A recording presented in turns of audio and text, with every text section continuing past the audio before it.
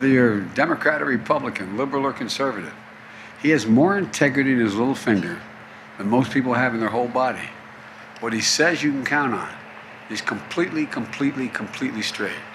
We're also committed to this state. You're here on your wedding anniversary, and I just want you to know I sent flowers to your wife. I don't know about you. You better damn well be in time for that dinner.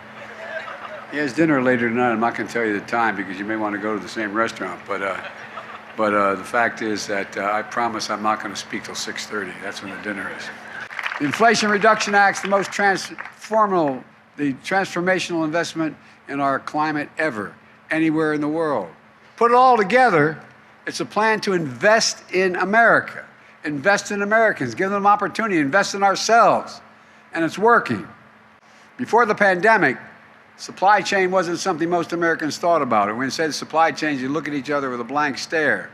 Well, guess what? Everybody knows what the supply chain is because today, after delays in parts and products, folks experience, everyone knows. That's why it's so important. You have to have access to them.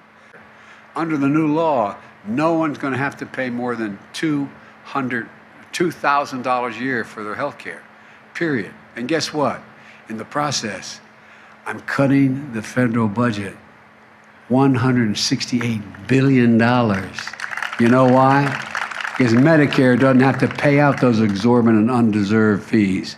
They'll pay out what it's worth. But unfortunately, extreme MAGA Republicans, not all, but extreme MAGA Republicans are threatening to undo all this progress.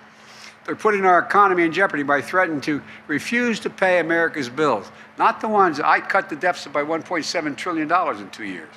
MAGA Republicans in Congress all don't want to gut the CHIPS and Science Act, stripping our investments in the next generation science and technology like biomanufacturing, quantum computing, and molecular electronics. Progress we made. There's a number of Republicans that feel the same way. Let me close with this.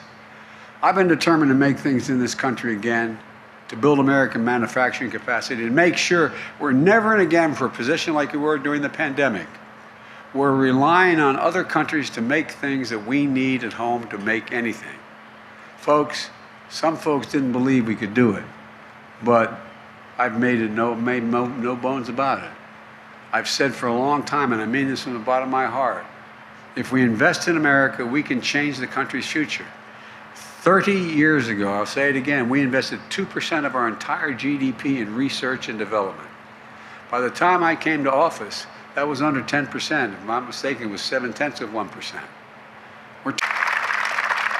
I was doing some photos, and a guy walked through the line and said, last time you were here for light bulbs. Have a lot more light bulbs now.